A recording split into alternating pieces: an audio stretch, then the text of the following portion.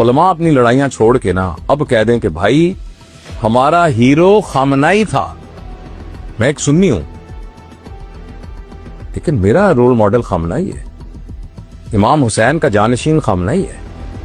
हुसैनी जज्बा और हज़रत अली के जज्बे का खामनाई है, जिसने अपने बच्चों के साथ अपनी जान दे दी। मेरे अकायद अलग होंगे, लेकिन अगर उम्मत मुसलमान का इस वक्त कोई लीडर था तो खामनाई था। मुझे ये कहने में कोई हर्ज महसूस नहीं हो रहा। तो कॉन्स्पिरेसी थ्योरी ये है कि अमेरिका ने ये जान के किया है। ऐसा कैसे? इसलिए कि 39 ट्रिलियन डॉलर का अमेरिका का कर्जा है,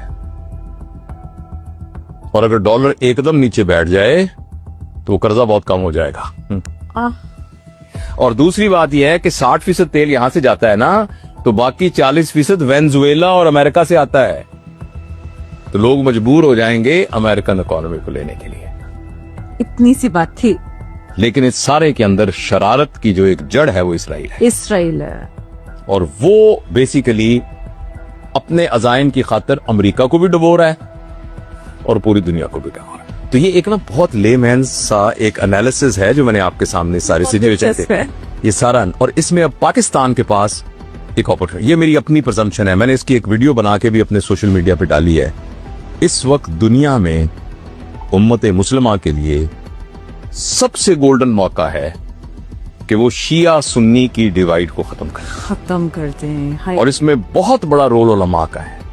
उलमा अपनी लड़ाइयां छोड़ के ना अब कह दें कि भाई हमारा हीरो खामनाई था। मैं एक सुन्नी हूं, लेकिन मेरा रोल मॉडल खामनाई है। इमाम हुसैन का जानशीन खामनाई है। हुसैनी जज्बा और हज़रत अली के जज्बे का खामनाई है, जिसने अपने बच्चों के साथ अपनी जान दे दी। मेरे अकायद अलग होंगे, लेकिन अगर उम्मत मुसलमान का इस वक्त कोई लीडर था तो खामनाई था। मुझे ये कहने में कोई हर्ज महसूस नहीं हो रहा। तो अब यह है कि उम्मत मुसलमान इकट्ठी हो जाए, शिया सुन्नी डिवाइड को खत्म करे। इस वक्त बड़ा जबरदस्त मौका है, बहुत। हमें एक बंदा चाहिए जो इस वक्त इंटरनेशनल मुस्लिम उम्मा का लीडर हो। कौन हो मुझे नहीं पता। एक तो मेरा पंजाबी का शेर है, कल दा कायद कायदे आजम, सोची पे आज दा कौन है।